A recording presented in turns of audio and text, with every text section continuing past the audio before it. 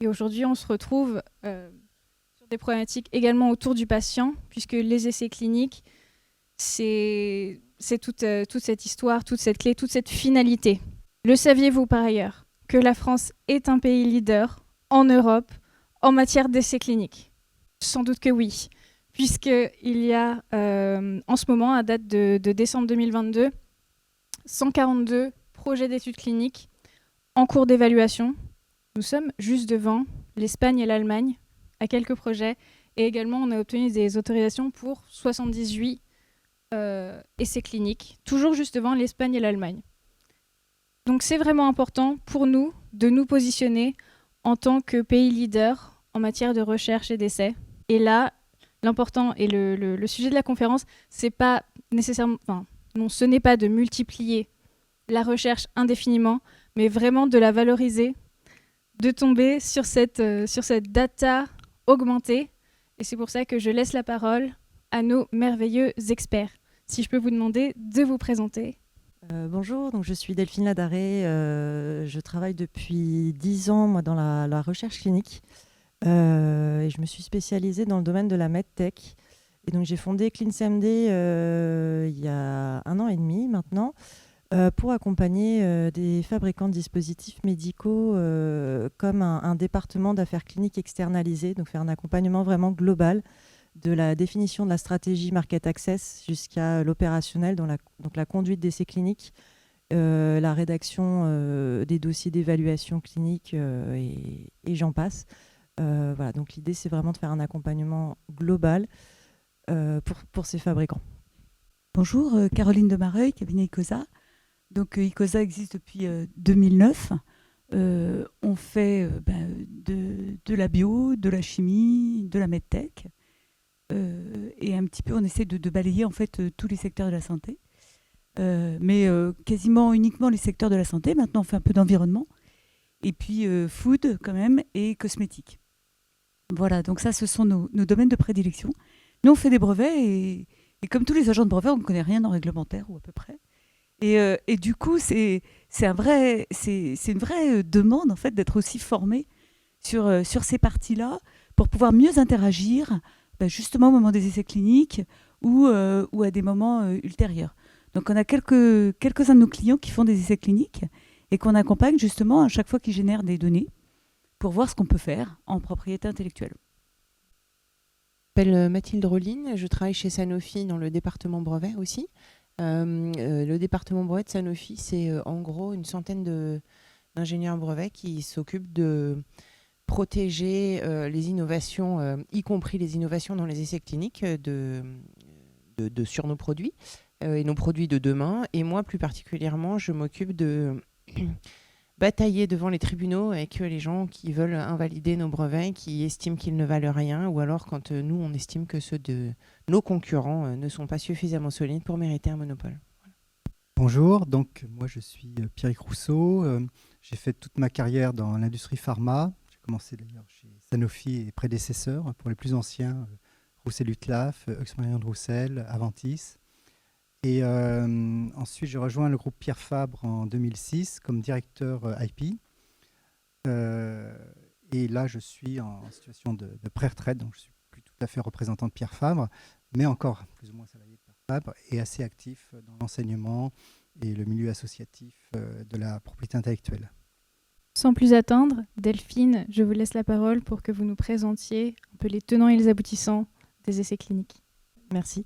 Donc effectivement, comme on va parler donc essais cliniques, l'importance déjà pour commencer, c'est déjà de bien comprendre ce qu'est un essai clinique, comment ça va se passer, quels sont les acteurs. Donc pour ça, je vous ai préparé quelques petites slides. Donc un essai clinique, là on va être avec du coup beaucoup d'intervenants. Donc on va avoir le sponsor, qui est aussi appelé promoteur en français, qui va être celui qui va être responsable de l'essai clinique et celui qui va notamment donc financer cet essai clinique. Bien souvent, dans le cadre d'essais cliniques, on va essayer un nouveau médicament, un nouveau dispositif médical, le sponsor va être le fabricant ou le laboratoire pharmaceutique. Donc ce sponsor, dans le cadre des essais cliniques, il va avoir besoin de recruter des patients, puisqu'on va essayer le médicament, le dispositif médical sur le patient. Sauf que pour atteindre les patients, le sponsor ne va pas pouvoir y avoir accès directement. Et donc le sponsor va passer par des structures hospitalières, des hôpitaux, dans lesquels on va retrouver donc des médecins qui, eux, sont en contact avec les patients. Donc c'est eux qui vont faire l'intermédiaire et qui vont recruter les patients. Donc c'est cette équipe médicale qui va aussi recueillir les données qui vont être remontées au sponsor et qui va pouvoir permettre ensuite d'en faire les analyses et d'avoir les résultats d'essais cliniques. Ce qu'il faut savoir, c'est que le sponsor, lui, a interdiction de connaître l'identité des patients, en termes de nom, de prénom, etc. Les seules personnes qui travaillent chez le sponsor et qui sont et qui ont le droit de consulter les dossiers médicaux des patients, ce sont les attachés de recherche clinique, en anglais Clinical Research Associates, qui, eux, vont pouvoir aller dans les hôpitaux pour aller vérifier en fait la cohérence entre les données remontées, qui, elles, sont anonymisées, et les dossiers médicaux des patients. Vérifier, donc, c'est un contrôle en fait qualité des données, et ça va permettre d'éviter justement que les médecins fassent des erreurs de remplissage, que ce soit intentionnelles ou non intentionnelles, et qu'il y ait du coup des erreurs après dans l'analyse. Voilà. Et donc, le sponsor est bien souvent accompagné par des prestataires externes.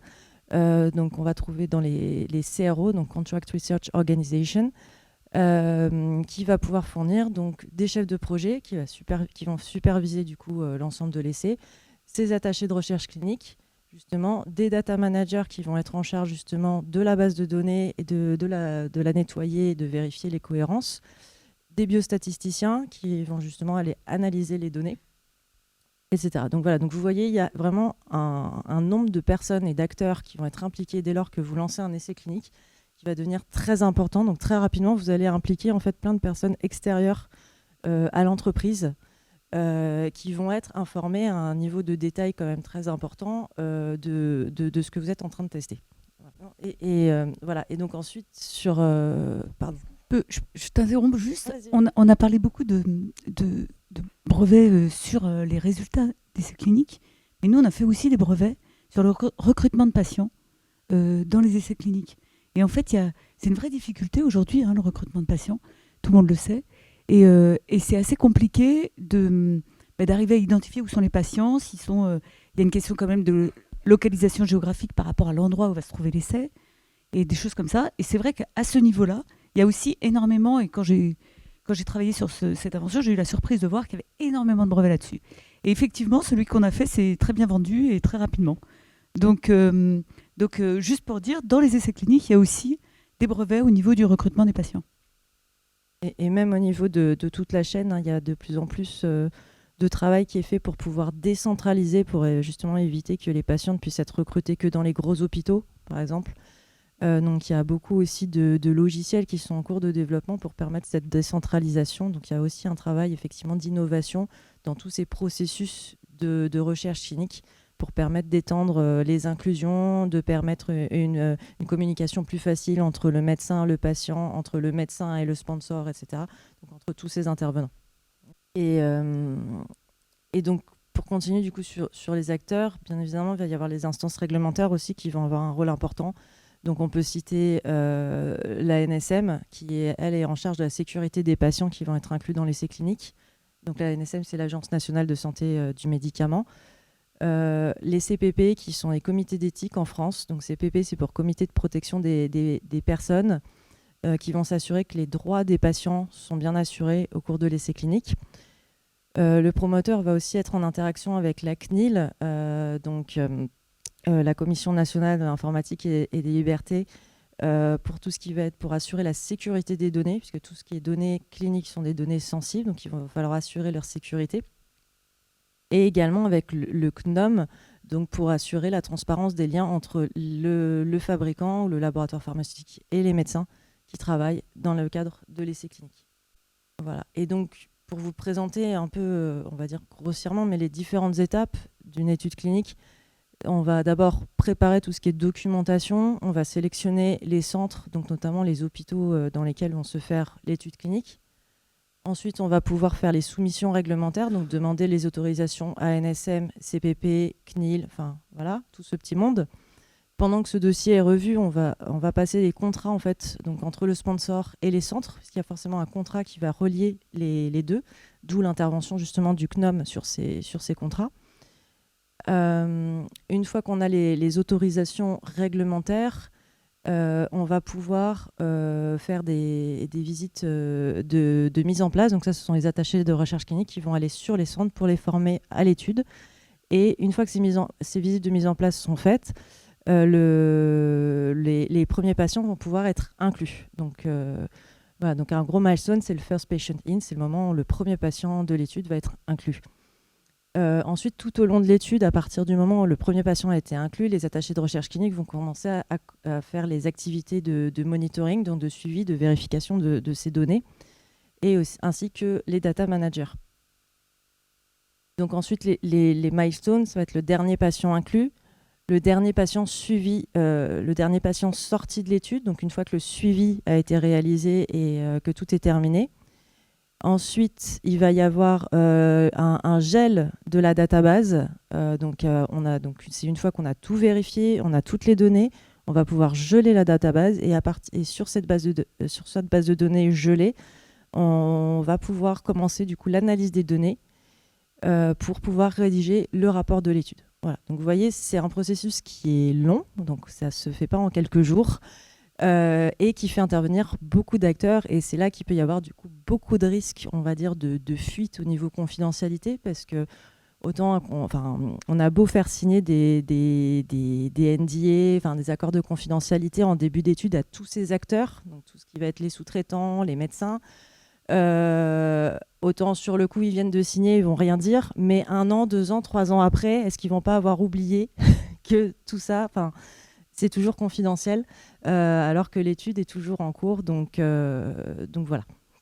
En fait, déjà, merci, parce que c'est bien d'avoir le synoptique d'un peu tout ce qui se passe. Après, il va y avoir effectivement, on voit qu'il va y avoir forcément beaucoup de contrats.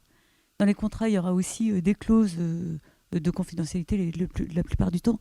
À ces endroits-là, il n'y a pas tellement de propriété intellectuelle qui va marcher. Ce qui va être intéressant, c'est quand on va commencer à avoir des données.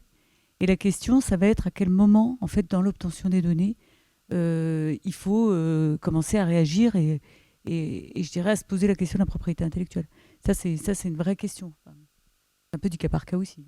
Exactement, et la question c'était à quel moment ajouter les données pour que ça soit le plus pertinent possible. Et en la matière, il y a des évolutions d'écriture, de drafting, justement. C'est vrai que, en fait, nous, on écrit les brevets en général bien avant là. À peu près au niveau du mur, là, je dirais. Voilà, c'est ça. Hein, non, pas 10 ans, mais... Enfin, non, l'objectif en pharma, souvent... Alors, Mathilde, est-ce que c'est vrai ? L'objectif en pharma me paraît être d'avoir l'AMM au bout de 10 ans du brevet. C'est optimisé, ça. Mais pas du tout, pas du tout. L'objectif, c'est de trouver l'objectif principal, c'est de trouver un traitement qui traite et qui n'a pas trop d'effets secondaires. Ça, c'est l'objectif numéro 1. Après, évidemment, si on peut le protéger correctement, ce produit, ou cette indication thérapeutique, ou cette formulation, ou le procédé de fabrication du médicament, évidemment, plus nos protections sont pertinentes et puissantes, et plus on est heureux. Mais on ne calcule pas vraiment... quand est-ce qu'on dépose nos brevets par rapport à nos AMM. Ce qu'on essaye plutôt de faire, c'est avoir une stratégie de dépôt. Parce que, évidemment, je ne sais pas à quel point vous connaissez les brevets, mais le brevet, tous les laboratoires pharmaceutiques travaillent à peu près en même temps sur à peu près les mêmes cibles. Donc, en fait, si on attend un peu trop, on a évidemment le risque que le laboratoire d'en face, qui travaille en même temps que nous sur à peu près la même chose que nous, dépose sa demande de brevet avant nous. Et du coup, toute notre recherche et tout notre investissement part à la poubelle. Et ce n'est pas des choses théoriques. Hein. Sanofi a travaillé par exemple sur un antihypertenseur, là je vous parle du passé, hein, il y a 25 ans maintenant, qui s'appelait Irbesartan. On a déposé notre demande de brevet. Roche a déposé la même molécule 6 mois plus tard que nous. Alors là, on a gagné, on était ravis, mais la fois d'après, c'est nous qui perdons. Enfin, je veux dire, donc le timing de quand est-ce qu'on dépose nos demandes de brevet est plus lié à quand est-ce que dans notre recherche, on a vraiment suffisamment de données pour déposer, en espérant que ce soit pas trop tôt et que ce soit pas trop tard non plus. Voilà. Mais pour les essais cliniques, là, je pense que ce qu'on fait beaucoup, nous, c'est essayer de protéger les indications thérapeutiques qui sont recherchées. Hein. Donc, en fait, le but de ces essais cliniques, c'est de trouver que chez des patients comme ci, comme ça, qui ont la pathologie comme ci, comme ça, le produit, le médicament fonctionne. Et ça, c'est quelque chose qui est intéressant à protéger. Effectivement. Sur les indications, c'est souvent justement ce qui est le plus difficile à protéger lors d'un essai clinique, puisqu'on a une obligation réglementaire de déclarer l'étude clinique sur une base publique. Et dans cette base publique, il faut donner du coup les éléments, notamment d'inclusion des patients, les objectifs de l'étude. Donc souvent, la pathologie cible, l'indication, est souvent précisée en fait à ce moment-là. Donc c'est là où ça peut être compliqué. On essaie de le protéger, mais c'est toujours un peu divulgué. Enfin, Et là où il faut faire le brevet avant. Voilà.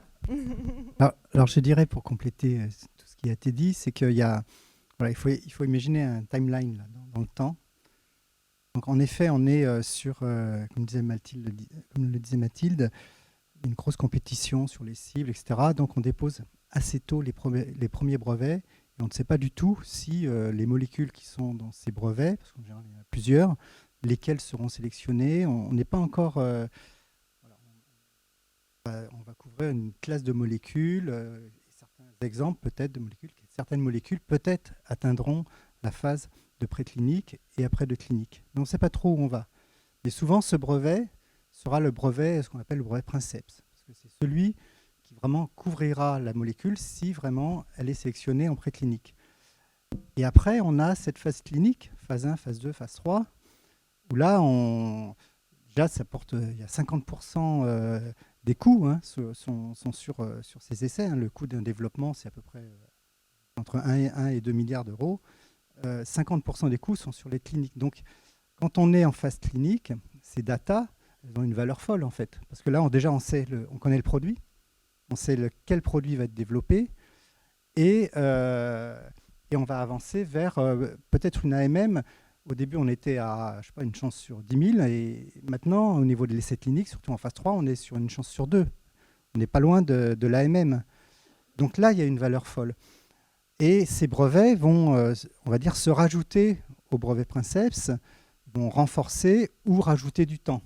Et là, on en parlera peut-être plus tard, parce que l'ajout du temps sur un produit qu'on connaît bien, c'est aussi de la valeur, puisqu'on va avoir une protection supplémentaire. Mais il y a la difficulté, en effet, que tous ces essais cliniques, vu le nombre de personnes impliquées, il va falloir faire des contrats qui soient béton et en effet pas forcément respectés. Il y a les obligations clinical trial, de publication réglementaire. Donc là, il y a un fine-tune, je dirais, pour trouver la protection qui permet d'aller...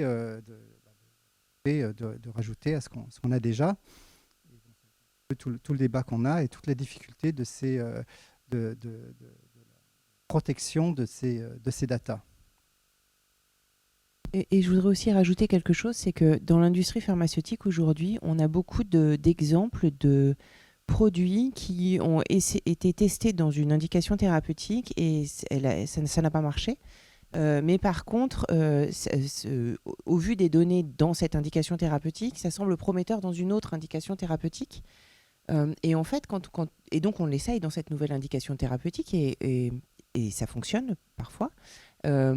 Et en fait, quand on est dans un cas comme ça, au niveau des brevets, ce qu'on a fait, c'est qu'on a protégé la molécule au début. On a protégé la première indication qu'on a cherchée. Mais elle n'a pas fonctionné. Mais il n'empêche qu'on l'a protégée. C'est quelque chose qui est devenu public. Et puis on arrive avec l'autre indication thérapeutique, peut-être la troisième, qui elle va fonctionner. Mais en fait, quand on va essayer de protéger cette dernière indication thérapeutique, il faut qu'on arrive à trouver quelque chose qui soit considéré comme suffisamment inventif par les offices de brevets, alors qu'on a déjà toute une littérature de qualité pertinente, avec des données, etc. Et là, par exemple, en France, on a eu... enfin, pas en France, mais là, par exemple, je travaille sur un produit en ce moment. Il a été développé pour une indication SIDA. L'indication SIDA n'a pas fonctionné. Et il est parti dans une indication greffe. Et l'indication greffe, elle, a fonctionné. Mais en fait, quand là, on a commencé à chercher dans l'indication greffe, il y avait déjà tellement de données sur le sida et tout ce que ce médicament engendrait comme modification dans les paramètres des patients séropositifs en l'occurrence, alors que greffe, évidemment, ce n'est pas que les séropositifs, mais que la validité du brevet, elle est parfois plus compliquée à obtenir. Voilà. Alors, c'est tout à fait vrai. Alors, on a un cas en ce moment, nous, où une indication a été découverte par un labo numéro 2, on va dire. Et qui est tout petit par rapport au labo numéro 1 qui a abandonné son essai clinique sur l'indication numéro 1. Et la question de la valeur, en fait, justement, du brevet numéro 2, du labo numéro 2, est-ce qu'il pourrait le vendre au numéro 1 ? Le numéro 1 a tellement d'expérience aujourd'hui déjà sur cette molécule qu'il est un petit peu le partenaire obligé. Et donc, soit il va acheter, soit il ne va pas acheter. On pourrait penser que le labo numéro 2 a énormément de valeur dans les mains. En fait, en même temps, il a comme un partenaire obligé. Donc, voilà. Est-ce qu'il y a une vraie valeur comme ça ? Oui, parce que toutes ces données, en fait, elles sont quelque part propriétaires. Elles ne sont pas divulguées, elles sont propriétaires au labo. Donc, déjà, il y a une valeur énorme. Et si un labo numéro 2, en effet, a développé une nouvelle indication, il n'a pas non plus toutes ces données qui serviront au réglementaire, en fait, pour obtenir l'AMM. Donc, c'est là où ces données ont une grande valeur. Alors, je dirais aussi la difficulté, en effet, on se retrouve quand on développe une nouvelle indication, beaucoup de littérature, donc c'est pas toujours facile. Et c'est là où, quand on regarde les brevets qui sont déposés par toutes les sociétés pharma, ils vont aller de plus en plus finement vers... c'est-à-dire qu'il n'y aura pas que l'indication, il y aura aussi le dosage, il y aura aussi le régime d'administration, il y aura l'association, ou éventuellement même vous prenez un premier produit, puis après vous arrêtez, et puis vous prenez un deuxième, et donc c'est une sorte de séquentiel. En fait, tout est possible, et on a des brevets qui sont finalement de plus en plus, qui se rapprochent de plus en plus du labelling, qui sont de plus en plus spécifiques, qu'on arrivera à obtenir, alors parce que l'Office européen des brevets le permet. On a plus de difficultés avec les tribunaux, c'est une des difficultés qu'on a par la suite. C'est-à-dire que pour les obtenir, on arrive vraiment l'Office européen des brevets, pareil pour les États-Unis, on arrive à obtenir des brevets assez, alors je ne dis pas facilement, il faut que ce soit nouveau et inventif, mais ce n'est pas considéré comme des méthodes de traitement thérapeutique, même si la frontière parfois est un peu floue. Et grâce à ça, on va avoir un brevet très spécifique et très intéressant parce que finalement, alors on ne va pas se cacher, pour un laboratoire innovant, c'est obtenir une protection la plus longue possible. Et évidemment, il y a à l'arrivée un moment des génériques. Et c'est là où il va se retrouver, où je pense que Mathilde va agir, ce sera les combats en fait entre princeps et génériques sur des brevets et des accords et des transactions et des médiations et les désaccords. Bon, aux États-Unis, souvent, à la fin, ça se termine par un accord, et c'est l'intérêt aussi de ce genre de brevet, c'est qu'on négocie avec les génériqueurs des dates d'arrivée sur le marché. Et donc, voilà, tout ça, c'est de la stratégie, en fait. C'est de la science. Ces datas, elles ne viennent pas de nulle part.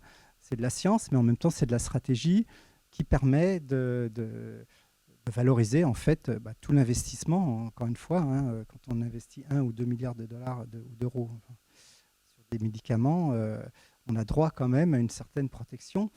Et c'est vrai que c'est compliqué parce qu'on est dans un endroit encombré au niveau de la littérature et on arrive quand même à obtenir des brevets et à les valoriser. Et c'est tout à fait vrai, Pierrick, on va dire en pharma, en dispositif médical, on a encore une autre difficulté, c'est qu'on n'a pas l'arsenal de brevets dont on peut bénéficier en pharma. Et donc, du coup, quand arrivent des nouvelles données, il faut se poser des questions, d'autres questions de stratégie en fait. Comment est-ce qu'on va réussir à les protéger et à protéger ces données-là? Parce que c'est pas du tout, c'est beaucoup moins large l'arsenal. Et finalement, on a beaucoup plus on va dire une protection sur le produit en tant que tel, quoi. Donc le dispositif en tant que tel. Donc la protection des données derrière est assez compliquée. Alors juste un mot sur on a finalement un peu deux actualités qui ont conduit cette table ronde. La première, je laisserai Mathilde parler de la deuxième, mais la première, c'est le fait qu'on a eu une décision de jurisprudence de la Grande Chambre de recours de l'Office européen des brevets qui nous dit, écoutez, si vous arrivez avec des datas plus tard, mais que cet effet technique, en fait, qui est supporté par les datas, il était déjà présent dans la demande de brevet, alors on prendra en compte ces datas pour l'appréciation de l'activité inventive. Donc ça, c'est une décision qui est extrêmement importante dans notre pratique et sur laquelle on est en train de réfléchir justement sur la meilleure manière d'intégrer de l'information à un niveau finalement assez tôt, sans mettre en péril toute la stratégie dont vient de parler Pierrick. Donc comment est-ce qu'on fait ça et donc quelle nouvelle en fait, technique de rédaction des brevets il faut mettre en place par rapport à ça. Voilà, ça c'est un sujet qui nous intéresse aujourd'hui. Est-ce que vous pourriez nous détailler un petit peu plus la manière dont ça affecte votre rédaction? Est-ce que justement il faut être plus précis ou au contraire moins pour laisser du jeu? Aujourd'hui, on est en train de se demander si on met les protocoles en fait, d'essais cliniques et on espère dans un protocole obtenir un certain résultat. On connaît le résultat qu'on veut obtenir en principe. Donc normalement, on connaît l'effet technique qu'on veut obtenir. Donc est-ce que en faisant plus de brevets de protocole et en développant beaucoup plus les effets techniques qu'on voudrait obtenir, est-ce qu'on n'aurait pas là une opportunité de faire des brevets qui vont se nourrir de data, comme on dit chez nous, post-filing, c'est-à-dire générées finalement après le dépôt? Oui, de toute façon, je dirais même qu'on est presque obligé, parce que si les résultats arrivent 2 ans après, de toute façon, quand on dépose un brevet, on peut rajouter des données 1 an après pour faire ce qu'on appelle un international. Après, on ne touche plus au texte. Donc, de toute façon, on est bloqué par le timing, en fait. Et, enfin, brevet de protocole, on en faisait même avant la décision. Hein. Mais c'est vrai que cette décision, elle est parfaite parce qu'elle permet de rajouter des données en cours de route. Donc ça, c'est vraiment important et c'est un outil supplémentaire que moi-même, je n'ai pas connu, hélas, de plausibilité. C'est vrai que c'est intéressant, mais je me rappelle avoir obtenu des brevets avec le protocole, puisque de toute façon, quand on fait un essai clinique, c'est pour en effet résoudre un problème technique, donner une solution technique, justement en essayant d'avoir des dosages, des ranges, enfin des choses qui permettent d'arriver vers une profitabilité, mais on n'avait pas forcément le résultat final à la fin. Hein.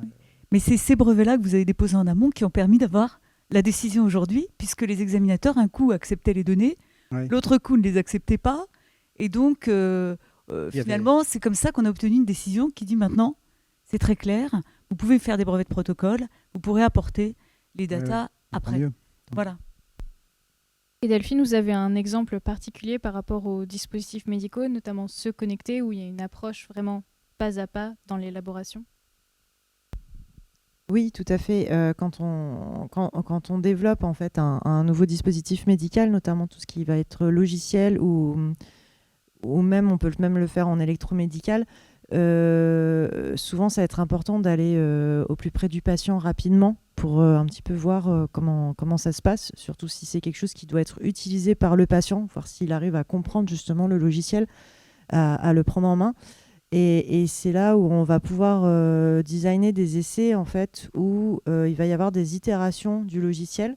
C'est-à-dire qu'on va commencer avec une certaine version du logiciel, va commencer à être utilisé, et en fonction des retours, des premiers résultats, on va pouvoir faire une modification du logiciel et le retester tout de suite sur les patients, c'est-à-dire sans avoir à attendre une nouvelle autorisation, etc. C'est-à-dire c'est déjà prévu dès le protocole, dès le démarrage, le fait qu'il va y avoir ces itérations dans le logiciel. Et ça permet vraiment d'avoir aussi de l'agilité, en fait, d'introduire de l'agilité dans les essais cliniques pour à la fois aller rapidement sur le patient, avoir des données de retour, mais pouvoir quand même modifier voilà, le logiciel au cours de l'étude. C'est quelque chose qu'on ne voit pas du tout dans le médicament. Hein. Dans le médicament, on ne modifie jamais la molécule en cours de route. Hein, ça, c'est pas possible. Donc voilà, donc c'est un peu une spécificité voilà, de certains dispositifs médicaux. Et je voulais juste rebondir aussi désolé, j'ai raté le coche tout à l'heure, sur la jurisprudence, là, le fait d'introduire les protocoles dans le brevet. Juste, il faut bien réfléchir quand même à quelle partie du protocole vous mettez, parce qu'il faut savoir aussi qu'en cours d'essai, ça c'est pas sur la slide, mais souvent on va faire des resoumissions en cours d'étude justement parce qu'on va faire ce qu'on appelle des amendements au protocole. On se rend compte qu'il y a un souci, soit avec la population de l'étude, soit il y a un problème de sécurité, etc. Donc il faut rajouter des contrôles, des visites pour les patients, on rallonge le suivi, des choses comme ça. Et donc on va modifier l'étude en cours de route, et donc on resoumet, etc. Donc c'est là où il faut peut-être faire attention aussi dans le brevet à pas non plus mettre tout le protocole, enfin se garder aussi cette flexibilité pour que ce soit toujours valable à la fin de l'étude. Enfin voilà. Et d'autant plus justement sur ces logiciels, surtout si en plus vous êtes sur un dispositif médical qui va être modifié au cours de l'essai. Enfin voilà, ça revient à ça. Et vous parlez des populations maintenant, et c'est un critère important à prendre en compte puisque ça peut permettre d'aller plus vite pour vraiment comprendre l'impact, si on peut dire comme ça, thérapeutique sur une population. Est-ce que vous... Moi, je voulais aussi effectivement rajouter quelque chose, c'est que en fait, toutes ces choses-là, on essaye de les protéger avec des brevets. Et comme l'a dit Pierrick, enfin comme on le dit tous, on arrive à peu près à les obtenir, ces brevets. C'est-à-dire que les offices de brevets disent bah oui, ça remplit les critères de brevetabilité, votre invention est brevetable, je vous donne votre brevet. Une fois qu'on a notre brevet, le brevet, c'est un espèce de précaré où, en fait, dans les limites du brevet, on peut interdire à qui on veut de venir. Les génériques ou les biosimilaires, en l'occurrence, essayent à un moment de challenger ce brevet en disant ben non, mais le précaré, ta clôture, elle ne vaut rien du tout. Moi, je rentre mon pied ou mes deux pieds dans le précaré. Et en fait, c'est là où on a un problème, c'est que les tribunaux en Europe, sur les brevets qui sont issus en règle générale de ces essais cliniques, en fait, autant on arrive à convaincre les offices de brevets qu'il y a des inventions brevetables dedans, autant quand on va devant un tribunal se battre contre un générique ou un biosimilaire, on n'y arrive pas. On n'y arrive pas, les tribunaux nous disent bah oui, vous l'avez obtenu le brevet, mais je considère que non, en fait, il ne remplit pas les critères de brevetabilité et donc vous n'avez pas le droit au monopole que vous aviez demandé. Et là, par exemple, on a eu un exemple récent chez Sanofi devant les tribunaux français, mais en fait, nous, on l'a fait là devant les tribunaux français, d'autres l'ont fait devant les tribunaux anglais ou allemands sur d'autres molécules. Le cas qu'on avait devant les tribunaux français, là, c'est un cas Geftana. Geftana, c'est une molécule qui, au début, a été développée dans le cancer du sein. Dans le cancer du sein, elle n'a pas fonctionné, et elle a fonctionné dans le cancer de la prostate. Donc, c'est un médicament qui est vendu et qui est utilisé chez les patients qui ont un cancer de la prostate, et le brevet cancer de la prostate a été obtenu. Les offices de brevet ont estimé qu'effectivement il y avait une invention brevetable dans le fait d'utiliser cette molécule-là contre le cancer de la prostate. Les tribunaux français ont dit non. Non, en fait, non.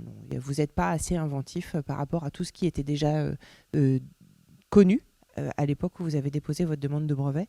Donc, vous n'avez pas droit à ce monopole. Et puis, du coup, ça permet au générique d'arriver plus tôt parce qu'on a eu l'impression qu'on arrivait à protéger ces essais cliniques et notamment cette nouvelle indication du cancer de la prostate. Et les tribunaux ne sont pas de cet avis-là. Et alors, est-ce que pour les brevets de seconde application thérapeutique comme ça, il y aura un intérêt à utiliser la nouvelle juridiction unifiée des brevets et à les laisser entrer, on va dire, opt-in dans la jupe plutôt que de faire appel aux tribunaux nationaux? Alors, la nouvelle juridiction des brevets, c'est un nouveau tribunal qui va entrer en vigueur le 1er juin, qui part de rien. Non, c'est pas vrai, il ne part pas de rien. Non, il ne part pas de rien. Il part du meilleur de ce que chaque pays a dans son système judiciaire national. Donc en fait, il ne part pas de rien, mais il est construit à partir de... Il y a un Allemand qui a dit moi, ce qui est intelligent dans mon système, c'est ça. Un Français qui a dit moi, dans mon système, ce qui est intelligent, c'est ça. Et de chose intelligente à chose intelligente, on a construit cette juridiction unifiée des brevets. Donc on ne part pas du tout de rien, on part du meilleur de ce qui existe. Mais la juridiction, elle rentre en vigueur avec pas de jurisprudence, des règles de procédure qui n'ont jamais été testées. Et ce qu'adorent les laboratoires pharmaceutiques et mes clients, moi, en interne, ce qu'ils veulent savoir, c'est quand je leur dis, par exemple, ce Geftana dans le cancer de la prostate, c'est compliqué, les tribunaux nationaux, ils n'aiment pas trop ce genre de brevet. On va essayer, mais les chances de succès ne sont pas géniales. Ce qu'il aime, mon business, c'est effectivement que mon opinion soit juste. C'est-à-dire, il a envie de gagner quand je lui dis on va gagner, et il a envie de perdre quand je lui dis on va perdre. Si maintenant je lui dis à mon business on va devant cette nouvelle juridiction, c'est le meilleur de ce qui existe, de tous les systèmes judiciaires nationaux, et en plus, ils ont choisi les meilleurs juges qui existent dans tous les pays. Donc là, on part bien. Mais par contre, je n'ai aucune idée de ce qu'ils vont décider. Est-ce que c'est un cas gagnant ou perdant ? Je ne sais pas. Je ne suis pas encore prête. Enfin, je crois que mon business n'est pas encore prêt. Je crois qu'il préfère aller... Sauf si je lui dis peut-être, le juge anglais, si j'y vais, il va me dire je perds. Le français il va me dire je perds. L'allemand il va me dire je perds. L'italien va me dire je perds. Et le portugais aussi. Peut-être qu'on pourrait aller voir ce nouveau juge. Parce que au pire, on perd. Mais bon, je ne sais pas. Donc la question sera, vaut-il mieux perdre, je dirais, successivement que d'un seul coup ? De manière harmonisée. C'est plus cher de perdre successivement que de perdre d'un seul coup, mais bon. Moi, je rajouterais peut-être une chose.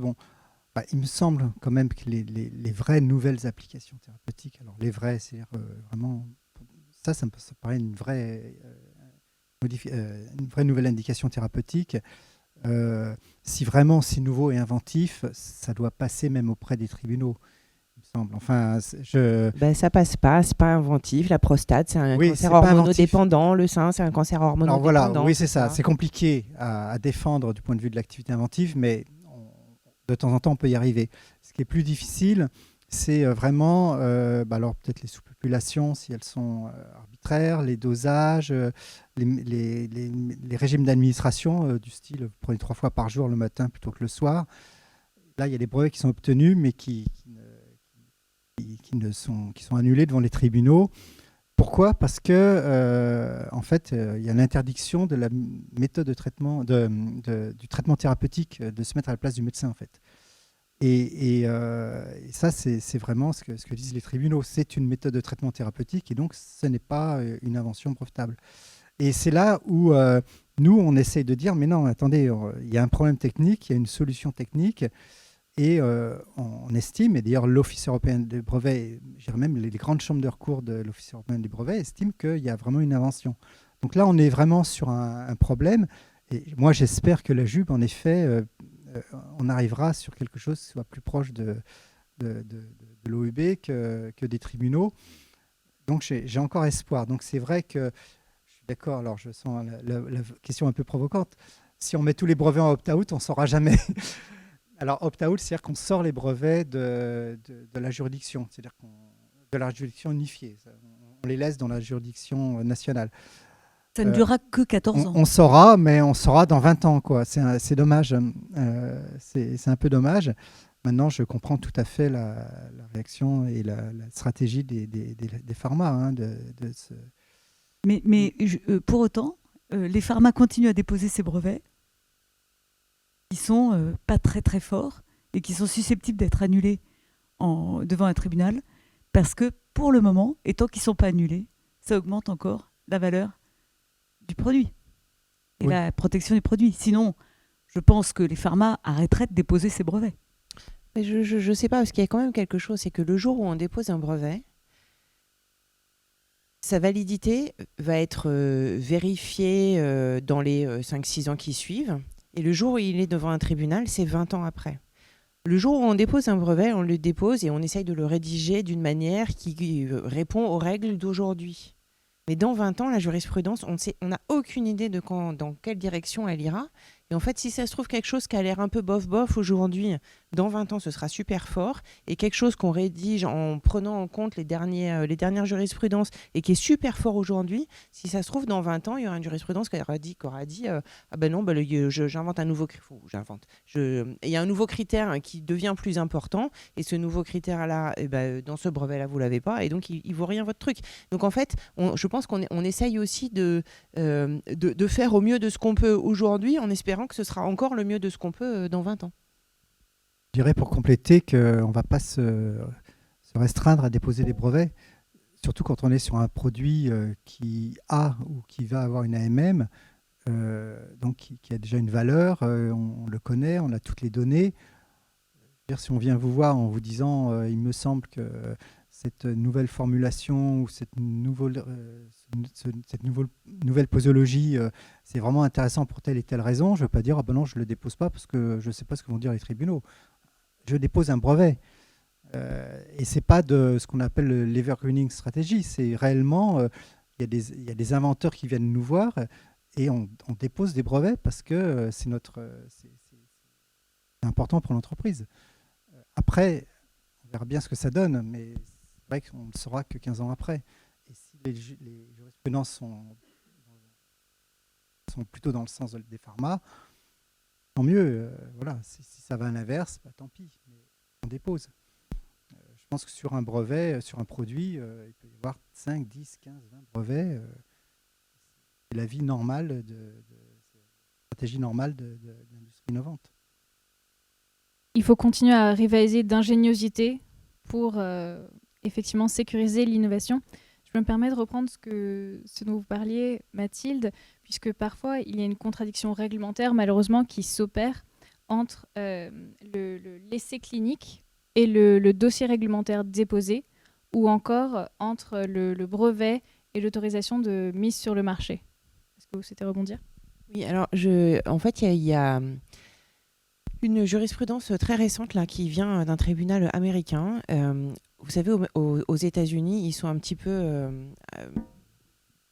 voilà. Spécial, spécifique. Ils accordent excessivement beaucoup d'attention au fait de ne rien cacher, de ne pas mentir. Alors évidemment, l'idée n'est pas de mentir, mais bon, ils sont vraiment à 1000 ans devant nous sur il faut absolument dire la vérité, toute la vérité, rien que la vérité. Et il y a une petite boîte aux États-Unis qui a développé un médicament, pas un gros pharma comme nous, hein, une petite boîte. Ils n'avaient pas d'ingénieur brevet dans cette petite boîte, donc le scientifique qui a un peu fait l'invention a aidé un cabinet extérieur à rédiger une demande de brevet. La demande de brevet était considérée comme pas tout à fait brevetable par les offices américains de brevets, et donc il a trouvé un argument en disant mais si, donc c'était un brevet de formulation, une formulation très spécifique. Il dit mais en fait si on le fait entre le pH ceci et le pH cela avec un tout petit créneau comme ça, là de manière très très surprenante, je sais plus ce que c'était. Bon bref, son invention c'était dans un tout petit rang de pH. Et c'est vraiment hyper surprenant, c'est totalement pas connu. Et il se trouve que dans son dossier réglementaire, le même monsieur, donc ça c'était devant les offices de brevet, et le même monsieur devant les offices réglementaires a dit non mais le pH, vous embêtez pas avec ça, regardez, il y a une publication ou deux là, allez pas chercher, c'est très connu, il n'y a pas de problème avec mon pH.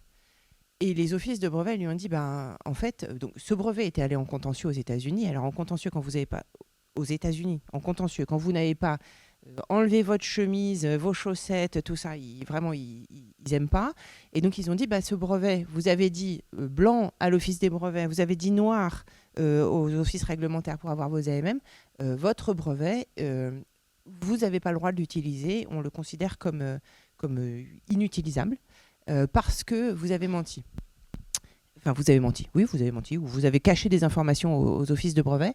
Et nous, l'industrie pharma, ça nous a fait très très peur parce que les dossiers réglementaires, c'est des choses, je ne sais pas, vous en imprimez un, vous avez de là jusqu'au plafond, de pages recto verso, c'est énormissime.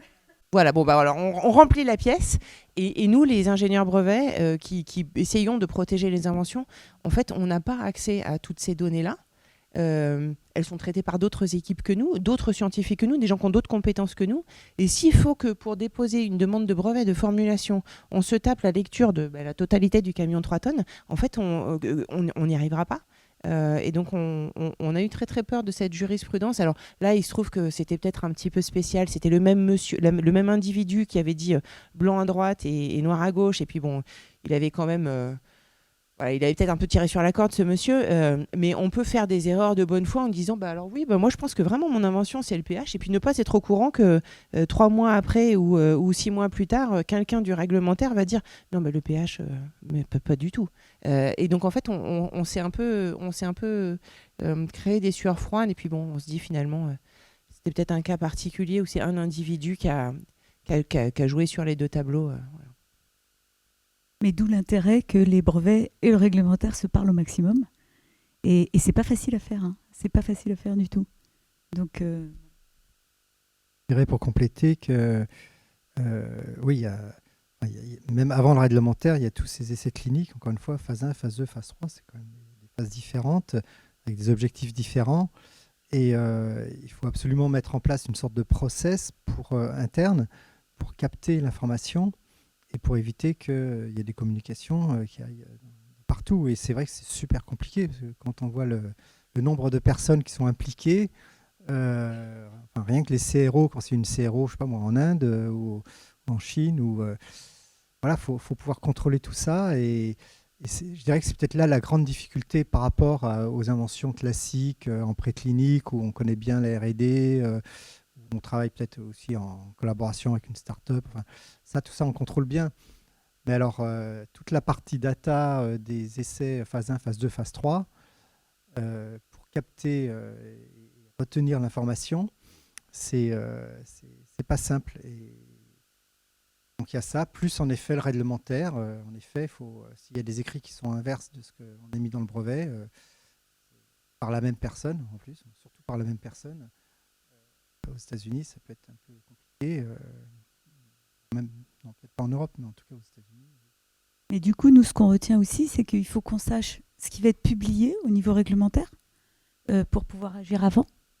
Et puis, il faut qu'on sache un peu, au moins, ce qui va être dit dans les grandes lignes et qui puisse concerner le brevet. Dans les faits, quand on voit le nombre de publications qu'il y a pendant ces essais cliniques, c'est affolant. J'avais suivi à l'époque de Sanofi le dossier Lovenox. Il y avait une base de données et il fallait contrôler toutes les publications. J'y arrivais pas. C'était tous les jours, il y en avait partout. Donc, comment contrôler? D'abord, c'était des pré-publications. C'est avant que c'était publié. L'information, mais du style, ça va être publié dans 15 jours. C'est intenable. Après, parce que moi, je prends la casquette plutôt du coup réglementaire, c'est sûr qu'il faut augmenter du coup les interactions entre propriété intellectuelle et réglementaire. La question, est-ce qu'il ne faudrait pas aussi impliquer du coup aussi ces affaires réglementaires au moment des dépôts de brevets, c'est-à-dire vraiment très en amont. Souvent, on arrive en bout de course, on vient nous voir à la fin, au moment de faire le dossier réglementaire, et du coup, nous, on n'a pas le choix de faire en fonction des données qu'on a. Donc, on ne va pas forcément pouvoir, comme on ne sait pas du tout ce qu'il y a dans les brevets. Voilà, les brevets sont, comme on disait, sont disposés bien en amont. Donc, faire une stratégie, justement, market access, qui n'inclut pas que la phase réglementaire, mais aussi les brevets. Voilà, et du coup, de travailler vraiment de concert et du coup, bien en amont du dossier réglementaire pour voir vers où on va, savoir ce qui va être... ce qu'on peut mettre finalement dans le brevet, c'est-à-dire ce qui est aussi, on va dire, ce que l'on peut espérer aussi avoir comme données, parce que je pense que quand on est très en amont, les ingénieurs brevets ne sont pas forcément tout à fait au courant de ce qui va pouvoir être attendu lors d'essais cliniques plus tard. Donc vraiment, peut-être justement faire un travail pluridisciplinaire au moment du dépôt de brevet et du coup, en fait... faire tomber un peu peut-être ces barrières qu'il y a d'un côté les brevets, de l'autre le clinique, de l'autre le réglementaire, essayer c'est une idée, je pense que justement dans les petites entreprises maintenant qui se montent, ça commence à se faire, c'est peut-être un chemin à suivre. Et du coup, un chemin qui est suivi dans le plan France 2030, notamment sur le volet santé, puisque l'ambition de la France, c'est de se doter d'une base nationale d'essais cliniques, puisque pour le moment, il y a une interdépendance un peu forte par rapport à nos amis outre-Atlantique avec clinicaltrials.gov, qui est la base principale, notamment en matière même pour obtenir des financements ou constituer une partie de son dossier réglementaire pour le moment. Mais tout ça va changer, c'est évident. Du coup, sur cette base-là, est-ce que vous pensez que vous, dans votre activité et vos fonctions, avoir cette base nationale d'essais cliniques, ça s'envisage, et est-ce que ça contribuerait justement à votre efficacité ?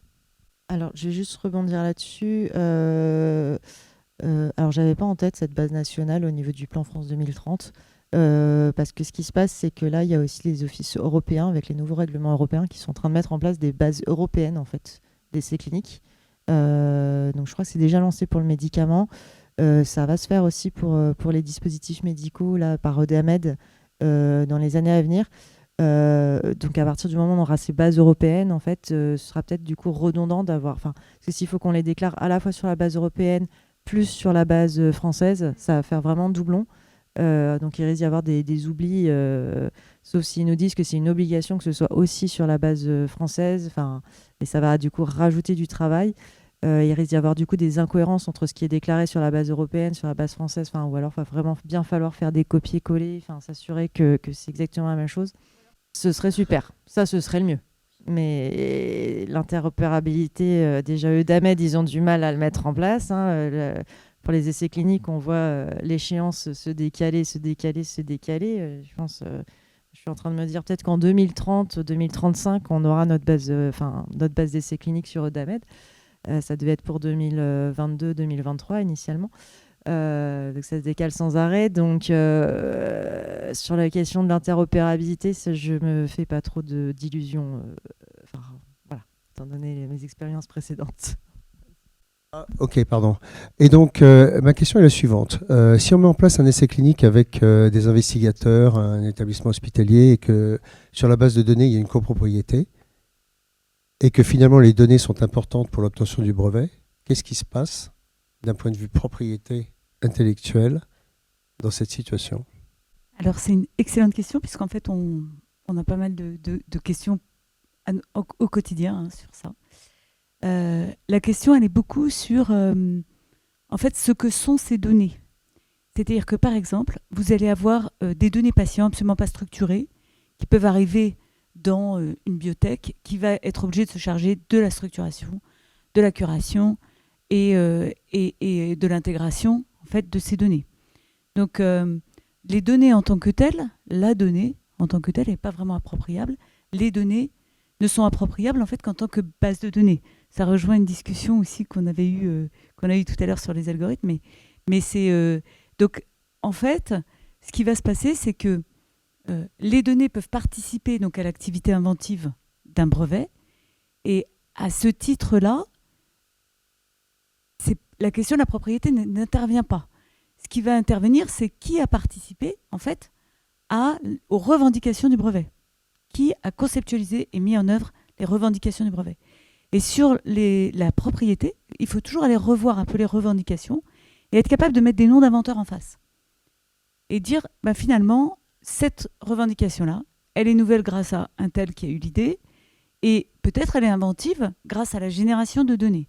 Dans ces cas-là, est-ce qu'on fait avec l'hôpital, par exemple, est-ce qu'on a un contrat de mise à disposition de données ?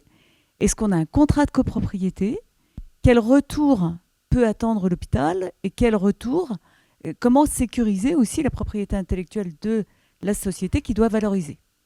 Donc, à chaque fois qu'on peut obtenir des contrats de mise à disposition de données, on est content. Ça ne veut pas dire qu'il n'y aura pas de retour financier, mais ça veut dire qu'il n'y a pas de question de propriété réellement. Et quand on ne peut pas, à ce moment-là, on va écrire un règlement de copropriété qui va bien définir qui a apporté quoi et du coup, comment ces données en fait, participent à la valeur. Parce qu'il ne faut pas oublier qu'un brevet, c'est un sous-jacent d'un produit. C'est-à-dire que ce qui a de la valeur, en fait, c'est la vente du produit un jour sur le marché. C'est ça qui, en fait, permet d'exercer de la valeur. Et le brevet va être le sous-jacent de ça. Donc ce sous-jacent, évidemment, est extrêmement important pour la valeur, mais parce qu'il va permettre d'arriver en situation de monopole sur le marché, mais il ne représente pas absolument non plus toute la valeur. Et donc il y a une discussion par rapport à ça, et souvent on dit que d'ailleurs toute la partie clinique, c'est la deuxième jambe de la valeur. Très souvent on dit ça aussi. Donc la question, elle va être de dire, au fond, si on regarde les choses à l'aune de la question de la propriété et à l'aune de la question de la valeur, comment est-ce qu'on réfléchit ? Et en gros, pour le moment, et dans les solutions qu'on a vues, ce sont ces deux solutions, mise à disposition ou copropriété, qui ont été retenues. Alors, oui, pour compléter, enfin, moi, ma recommandation, ce serait que dans les contrats, les données appartiennent à celui qui paye. Celui qui paye, c'est l'entreprise. Et donc, il n'y aurait pas de copropriété, parce que très clairement, une copropriété sur des brevets de ce type, qui ont quand même une grande valeur, je ne le comprends pas. Alors, ça ne veut pas dire qu'il n'y a pas des inventeurs, du partenaire. Il peut y avoir des inventeurs, mais l'invention doit être récupérée par l'entreprise qui finance. Sinon, je ne sais pas d'ailleurs s'il y a beaucoup de copropriétés de ce type, mais en tout cas, moi, je le déconseillerais à mon employeur. Oui, il y a beaucoup de copropriétés. Les copropriétés en matière de brevets, c'est comme les copropriétés dans les immeubles. C'est hyper difficile à gérer. Et en fait, je pense que très souvent, les entreprises qui travaillent avec des gros laboratoires comme nous et qui, eux, sont plus petits, ont peur en se disant il faut vraiment que j'ai une copropriété parce que si je n'ai pas la copropriété, je vais me faire avoir. Et je pense que c'est un postulat de départ qui est faux. Le postulat de départ qui est vrai, c'est que la copropriété va amener des problèmes. Après, contractuellement parlant, avoir la propriété à quelqu'un et des redevances, des licences, des fees, des milestones, mais quelque chose qui soit contractuellement bien prévu, c'est quelque chose qui est beaucoup plus facile à gérer et qui protège autant, voire mieux, que la copropriété. Avec une entreprise, mais enfin, pour moi, je pense qu'une CRO, on paye quand même. Donc, on récupère les informations et la contrepartie, c'est que les informations nous appartiennent. Oui, ça me paraît clair. Oui. Par rapport à la CRO, mais la question, c'est plus par rapport à l'hôpital. Et ça, je le vois notamment avec des startups qui, pour ne pas avoir à financer l'essai clinique, vont passer sur des PHRC, enfin des financements hospitaliers. Donc en fait, où le promoteur va devenir l'hôpital, mais sur l'invention d'une start-up. Et moi, c'est quelque chose sur lequel je mets beaucoup en garde mes clients. Je leur dis attention au niveau propriété des données finales de l'étude. C'est que là, comme ça va être l'hôpital qui va être promoteur et qui du coup va financer, il est en droit d'être resté propriétaire des données. Et donc c'est là où il va falloir vraiment négocier un contrat vraiment. C'est là qu'on va rentrer justement dans cette copropriété des données. De dire ok, c'est l'hôpital qui a financé, mais c'est notre produit, donc on veut avoir accès, on veut être copropriétaire des données de l'essai. Voilà, donc c'est aussi. On peut imaginer copropriété des données et propriété pleine du brevet avec un contrat de cession de licence, j'en sais rien. Tout à fait. Et nous, on a pas mal ces cas-là, hein, c'est-à-dire de biotech qui en fait sortent d'un certain service hospitalier, et le service hospitalier va travailler gratuitement en fait. Hein. Donc ça nous arrive assez souvent. Alors évidemment, après, il y a la valo de l'hôpital ou de l'institut de référence qui dit non, ça nous appartient. Donc il y a une légitimité, je dirais, des deux côtés. Et donc il faut absolument la gérer par contre très en amont pour finir de répondre à la question, pour que l'exploitation, les droits d'exploitation, en tout cas, eux, soient parfaitement cadrés. Parce que la propriété, c'est une chose, mais l'élément important, ce sont les droits d'exploitation. On va ouvrir les questions à la salle, si vous en avez. Plusieurs qui me sont venues. La première concerne Madame Ladard. Dans votre diapositive, la dernière, vous avez mis tout le circuit du patient mais il n'y a pas le circuit du médicament. Est-ce que le circuit du médicament peut créer de la valeur ? Alors, comme je disais au début en présentation, moi je me suis très spécialisée dans les dispositifs médicaux. Alors ça fait longtemps que je n'ai pas fait de médicaments. Alors le circuit du médicament, effectivement, au stade de l'essai clinique, Donc on va avoir des lots de production spécifiques pour l'essai clinique qui vont être produits spécifiquement pour cet essai et qui vont être envoyés, distribués directement donc, dans les hôpitaux. Donc ceux qui vont... si je reviens là. Non, avant. Voilà, donc ils vont passer du coup des usines de production vers les hôpitaux et qui vont être stockés dans les pharmacies hospitalières de façon sécurisée, etc. Donc ça va être aussi, il va bien falloir le labelliser comme quoi c'est un lot spécifiquement pour cet essai clinique, donc ne pas distribuer en dehors. Voilà, et donc ça va être aussi distribué si après c'est pour une prise à domicile, par exemple, ça va être distribué spécifiquement pour le patient une fois qu'il est rentré dans l'étude clinique, etc., qu'il a signé son consentement, avec vraiment une description très spécifique de la façon dont il va devoir prendre son médicament à domicile. Voilà, mais en fait, chaque essai est particulier, c'est-à-dire qu'on réfléchit au circuit du médicament en fonction du type d'étude, du type de médicament. C'est-à-dire qu'on va aller réfléchir à comment aller le distribuer. Est-ce que justement, en fonction de si c'est une prise à domicile, si ça va être une prise à domicile, si ça va être une prise hospitalière. Voilà, mais voilà, mais au niveau des essais cliniques, surtout quand on est encore en pré-market, donc avant la mise sur le marché, ce sont vraiment des lots spécifiquement produits pour l'étude, dans le cadre de l'étude. Et qui passe bien évidemment tout ce qui est validation en termes de qualité, bonne pratique de fabrication, bien évidemment, mais qui vont être vraiment, donc on va être sur des petits lots, on va pas être encore sur les gros lots de production post-market. Mais voilà, la question c'était est-ce qu'il y a le propriété intellectuelle qui pourrait être générée là-dedans? Non, pas du tout. Dans le circuit du médicament, pas. Oui, alors en fait. Pas nécessairement, c'est-à-dire que au niveau du lot clinique, par exemple, un produit plus pur, c'est pas brevetable par rapport à un produit moins pur. Donc, le fait d'être passé en GMP, non. Puisqu'on est sur le sujet des médicaments, il y avait un exemple qu'on avait évoqué quelques jours plus tôt, c'était sur cette agilité pendant les essais. On a dit que donc pour la molécule, c'était impossible de changer de breveté, mais pour trouver donc la bonne forme, le bon excipient, la forme galénique, ça, c'était possible encore d'avoir cette adaptation. Dans quelle mesure ? Alors, on va dire à la marge, c'est-à-dire qu'on ne va pas aller pouvoir tester plein de formulations. Ce qui va se faire, donc là, on va être plutôt au niveau des phases 2 en termes de développement clinique. Ça va être des essais où on va, dès le départ, donc déjà dans le protocole, on va l'écrire, qu'on va vouloir tester 2 formulations différentes. Mais il va falloir décrire ces 2 formulations. Il faut que les 2 formulations aient déjà passé tous les tests du coup précliniques, etc. Donc on est sur quelque chose de lourd, donc on ne va pas pouvoir s'amuser. Donc on ne va pas être sur la même agilité que ce qu'on va pouvoir faire sur un logiciel, clairement. Mais on va pouvoir encore, par exemple, dire on va tester 2 formulations parce que, par exemple, on n'est pas sûr, est-ce que la voie orale marche vraiment bien ? Donc, dans le doute, pour être sûr de voir si l'efficacité, on va par exemple proposer qu'il y ait des patients qui aient la voie injectable et d'autres patients qui aient la voie orale, par exemple. Comme ça, ça va permettre de savoir si on obtient des résultats à minima, savoir si déjà ça fonctionne et si jamais vraiment la voie orale ne fonctionnait pas, pouvoir quand même avoir des datas sur la voie injectable, par exemple. Donc ça c'est possible. En cours de route, il peut y avoir du coup un peu une modification à la marge, on va dire, en termes de posologie. Par exemple, si vraiment on se rend compte en cours d'études cliniques que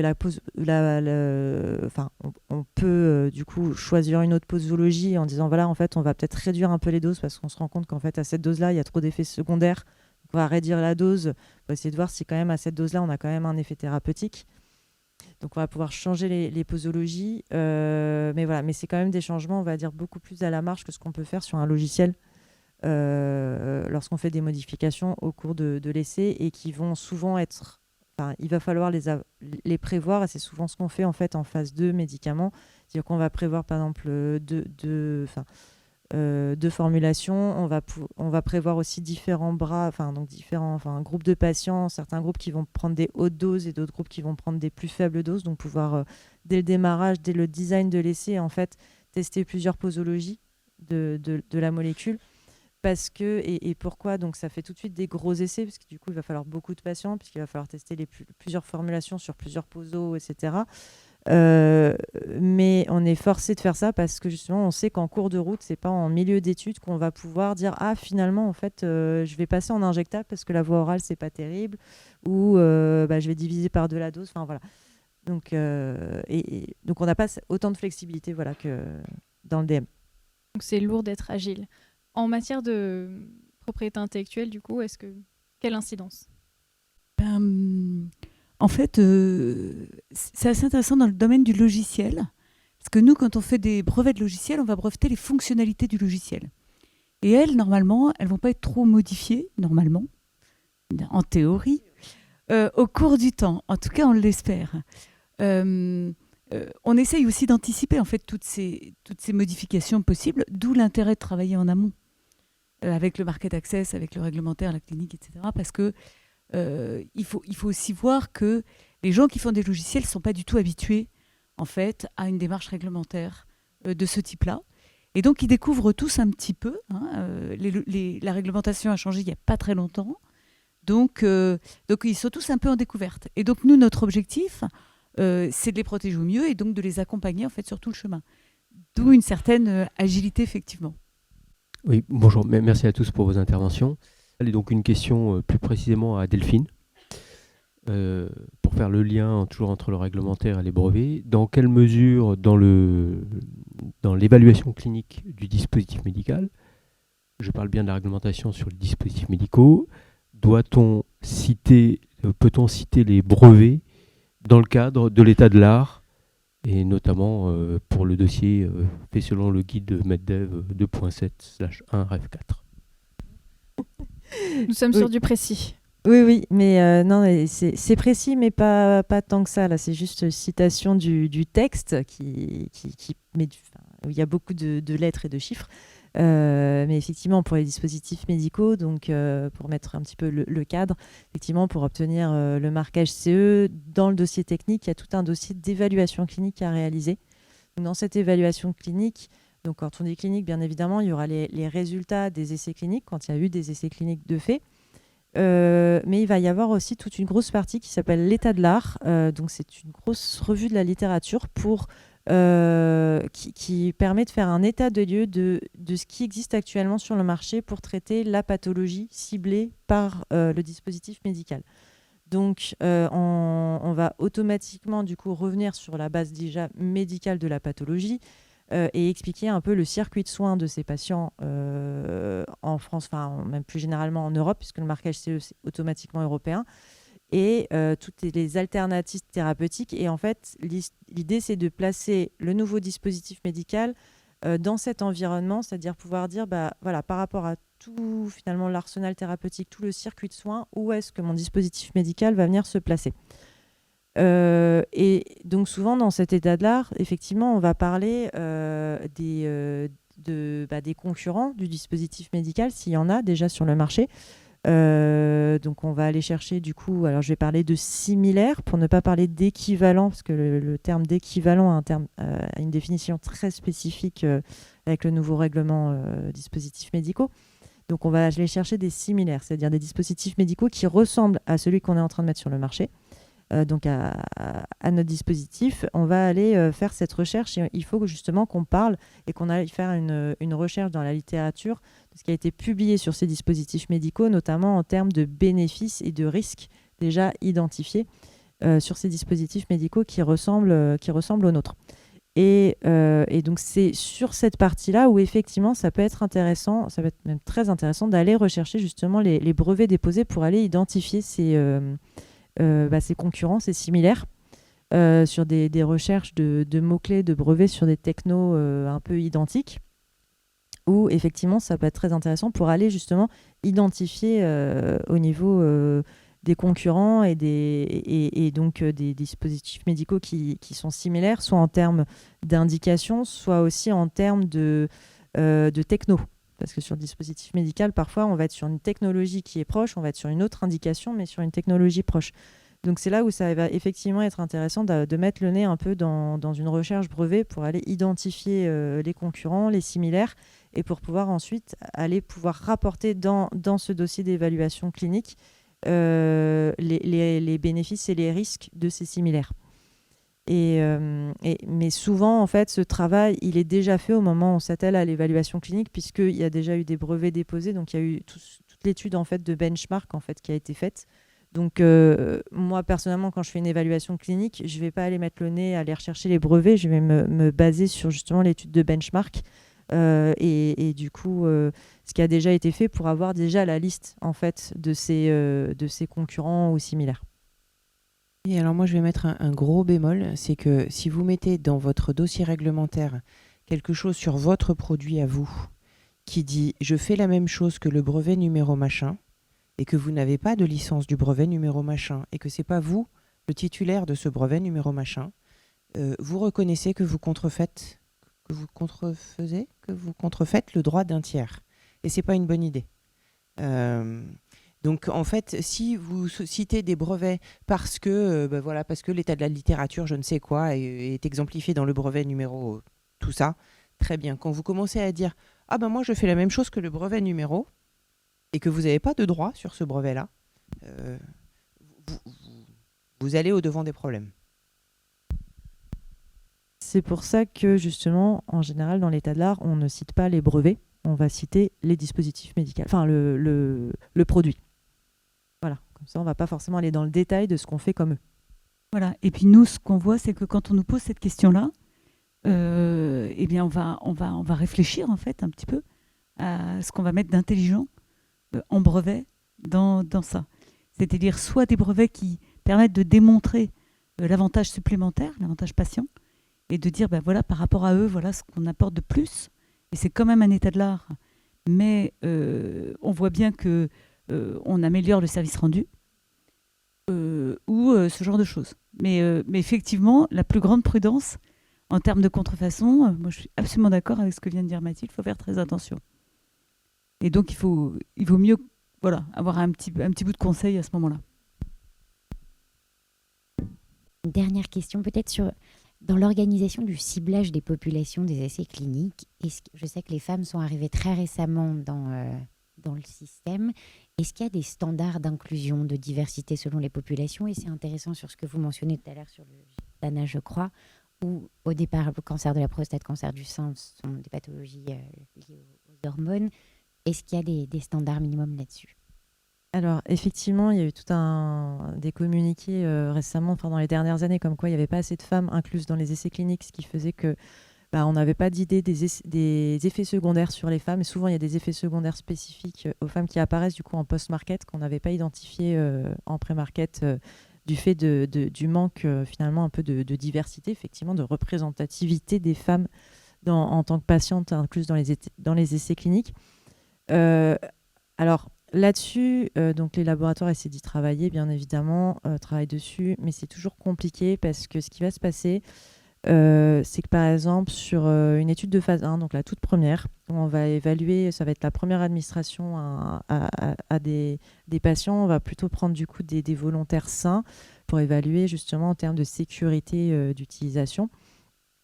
Déjà, cette première phase où on va aller chercher les paramètres, alors c'est les paramètres de pharmacocinétique, donc c'est la façon dont le médicament va être métabolisé par l'organisme, afin d'essayer d'avoir une vue la plus claire possible sur le moins de patients possible. Donc ça, c'est les critères de stats, etc. Et physiologique, on va plutôt préférer faire sur des hommes pour la simple et bonne raison qu'ils n'ont pas de cycle hormonal.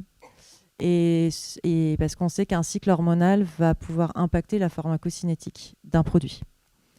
Et du coup, si on veut pouvoir faire une phase 1 sur peu de patients, sur peu de personnes, on va plutôt favoriser du coup des hommes pour s'extraire un peu de l'effet du cycle hormonal qui augmenterait en fait le nombre de patients à inclure sur une phase qui est très à risque puisqu'on est sur une première administration à l'homme. Donc c'est pour ça qu'on dit d'ailleurs première administration à l'homme. Enfin, bon, pour une fois que ce soit les hommes qui prennent des risques, bon, voilà, on va pas se plaindre. Après, il va y avoir, ce qui va se passer, c'est sur les nouvelles molécules. Donc ça se voit moins en dispositif médical, mais sur les médicaments, tous les essais cliniques, quasiment donc jusqu'à la mise sur le marché, il y a des populations vulnérables qui sont les femmes enceintes, les femmes allaitantes. On considère que sur ces personnes, on ne va pas pouvoir faire d'essais cliniques, sauf si c'est vraiment un médicament spécifiquement pour ces personnes-là. Et on va automatiquement exclure, sauf traitement spécifique, les personnes, on va dire...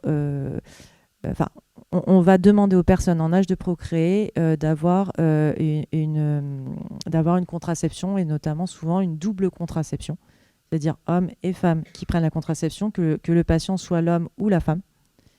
Parce que si c'est l'homme qui prend du coup le traitement et que sa femme tombe enceinte pendant l'essai, est-ce que du coup le médicament...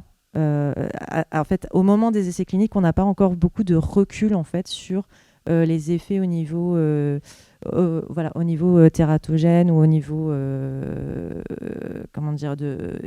sur la reproduction, sur la production de gamètes. Est-ce que du coup le médicament va avoir un effet sur les gamètes? Donc c'est quelque chose qui est très contrôlé. Donc ça, quand on se retrouve avec une femme enceinte qui tombe enceinte pendant un essai clinique, c'est panique à bord. C'est l'enfer. C'est vraiment, même l'enfant doit être suivi du coup après pendant des années. Donc c'est vraiment quelque chose qu'on évite. Donc c'est pour ça aussi qu'il y a beaucoup de femmes qui déjà d'elles-mêmes ne vont pas oser se mettre dedans, parce qu'elles se disent si ça peut impacter le système reproducteur, on n'a pas beaucoup de recul là-dessus. Donc d'elles-mêmes, elles vont se mettre en retrait de toute façon au niveau des inclusions du fait des risques. Ensuite, par contre, effectivement, de toute façon, nous, on essaie toujours de faire en sorte d'avoir une population qui est représentative de la population cible. C'est-à-dire, et c'est très demandé, c'est surtout aux États-Unis que c'est demandé, c'est malheureusement assez peu fait en France, même globalement en Europe, c'est même sur les origines ethniques. C'est-à-dire qu'aux États-Unis, dans les questionnaires de base, on demande aux patients son origine ethnique, et il faut avoir une représentativité en fait, de toutes les origines ethniques. En Europe, on a cette confidentialité de cette donnée, c'est-à-dire qu'on ne peut la recueillir que s'il y a vraiment une raison médicale qui fait qu'on pense que la molécule pourrait être plus ou moins active en fonction de l'origine ethnique du patient. Donc, il y a aussi cette susceptibilité, on va dire, en Europe, qui fait qu'on va avoir plus de difficultés à insister pour avoir un minimum de quota, on va dire, en termes d'origine ethnique et de sexe des patients. Et c'est là où justement, si les femmes, par exemple, vont se mettre en retrait au moment de l'inclusion, on ne va pas pouvoir pousser pour inclure, par exemple, minimum X femmes dans l'essai clinique. Voilà. Et c'est là où ça peut être un peu problématique sur la représentativité après de l'échantillon pour la population générale. Mais on travaille sur des méthodes, sur des designs d'études pour essayer d'augmenter l'inclusion. Et après, il y a des raisons purement, on va dire, purement scientifiques, on va dire, et des raisons de sécurité, en fait, pour lesquelles les femmes sont beaucoup moins représentées dans les essais cliniques. Et ces problématiques de ciblage suivent en fait la thérapie jusqu'à sa mise sur le marché. Vous aviez un exemple, Mathilde, avec donc un médicament Oui, effectivement, sur cette origine ethnique, il y a toute une classe d'anti-hypertenseurs qui s'appelle les Zartans. Et les Zartans, il y a eu plein de Zartans qui sont arrivés sur le marché pour traiter l'hypertension. Et les Zartans avaient la caractéristique de fonctionner très très mal sur la population noire. Donc si vous étiez noir et hypertendu, on ne vous proposait pas de Zartan, quel qu'il soit, parce que ça ne fonctionnait pas sur vous. Jusqu'au jour où on s'est rendu compte qu'il y en a un de la famille des Zartans, mais un seul, qui fonctionnait sur la population noire. Donc c'est vrai qu'en Europe, on ne peut pas trop faire ce genre d'études, alors qu'elle a un rationnel scientifique derrière. Un dernier mot peut-être pour conclure sur notre thématique essais cliniques, data augmentée, brevets. Alors, simplement, on n'a pas du tout parlé d'un aspect qui est très important pour l'industrie pharma, c'est la protection réglementaire des données. C'est-à-dire que toutes ces données, en fait, vont générer une protection qui est actuellement de 10 ans à partir de la première AMM. C'est-à-dire que pendant 10 ans, un génériqueur ne pourra pas entrer sur le marché. C'est complètement indépendant du brevet. En fait, c'est ce qu'on appelle 8+2. 8 ans de protection des données, plus 2 ans d'exclusivité commerciale. Donc, aucun génériqueur ne pourra arriver sur le marché post-première AMM. Et donc ça, c'est vraiment un effet de l'importance et de la valeur de ces données. Simplement, il faut savoir que là, il y a un projet qui va arriver très rapidement de réduction de cette protection des données. C'est-à-dire qu'on n'aura plus 8 plus 2, mais 6 plus 2, donc 8 ans. Et je peux vous dire que l'industrie pharma, en ce moment, hurle sur cette restriction de protection, parce que, comme on vous l'a montré, on dépose des brevets extrêmement tôt. Les brevets Princeps parfois expirent assez tôt. On a ces brevets importants de formulation, de énième indication thérapeutique, dosage, qui sont très souvent challengés par les génériqueurs. Et la protection des données est vraiment un parachute important pour l'entreprise, pour son retour sur investissement. Et en ce moment, cette protection des données réglementaires va être un peu rétrécie. Mais il faut savoir que ces données génèrent une propriété intellectuelle un peu particulière, qui est la data exclusivity, en anglais, protection des données réglementaires, qui existe également dans énormément de pays, comme aux États-Unis, même en Chine, dans beaucoup de pays. Il y a seulement quelques pays qui n'ont pas cette protection des données réglementaires, notamment en Amérique du Sud. Mais voilà, c'est un exemple de protection liée à la valeur de ces datas. Juste, moi, ce qui m'a paru très important, c'est de voir à quel point il y a des changements en fait, dans toutes ces réglementations, et que ces changements-là, ils vont nous demander en fait, d'être un peu à la pointe de l'information. Et je pense que c'est important que les différents, je dirais, acteurs communiquent entre eux le plus possible pour que ceux qui viennent les voir pour demander des conseils aient aussi des conseils d'une manière un petit peu globale au maximum. Merci à tous pour votre présence. Bravo à nos experts. Au plaisir de se retrouver pour un prochain cercle.